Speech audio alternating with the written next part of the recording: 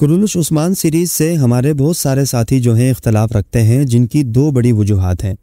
एक तो ये कि इन ड्रामों से हमें जिहाद फ़ी सबीलिल्लाह का दर्ज दिया जा रहा है, जबकि इनका अपना कल्चर जो है तुर्की कौम का, वो यूरोप से बहुत ज़्यादा मुतासिर है। दूसरी बड़ी वजह यह है कि इन ड्रामों में हमें जो कहानी दिखाई जा रही है वो हकीकत से मुख्तलिफ है।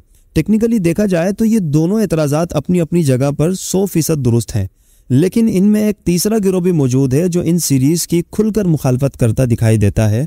वो ये कहता है कि इन ड्रामों में बेपर्दगी को फ़रोग दिया जा रहा है। कुछ लोग इब्नुल अरबी की वजह से मुखालफत कर रहे हैं कि इनमें सूफ़ीज़म को प्रमोट किया जा रहा है। हालांकि इब्नुल अरबी की हद तक तो बात मुझे दुरुस्त लगती है, लेकिन अभी तक इन ड्रामों में तौहीद का प्रचार 100% दिखाया गया है।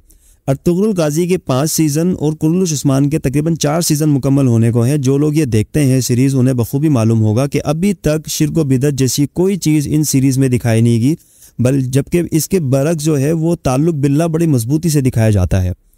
लेकिन ये तीसरा गिरोह जो है वो इसी चीज़ को बुनियाद बनाकर इन सीरीज़ के ख़िलाफ़ जो है वो प्रोपेगेंडे करता है, यानी इनकी मुखालफत करता दिखाई देता है। मेरे दोस्त अहबाब में से बहुत से लोग ये कहते हैं कि इन सीरीज़ को देखकर वक्त का ज़ाया करना भी जो है वो गुनाह है, लिहाजा इनसे बचना चाहिए।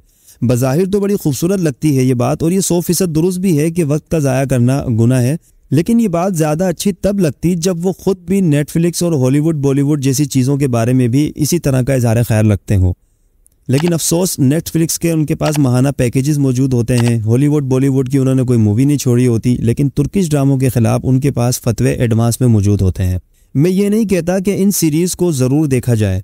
इन सीरीज़ को सपोर्ट करने की सबसे बड़ी वजह यह है कि जहाँ पर हम नेटफ्लिक्स, हॉलीवुड बॉलीवुड जैसी चीज़ों को देख कर अपना वक्त, पैसा और ईमान बर्बाद करते हैं, तो बेहतर है कि हम तुर्किश ड्रामों को देखें, जहाँ पर सिर्फ वक्त का ज़िया है लेकिन सीखने को बहुत कुछ मौजूद है।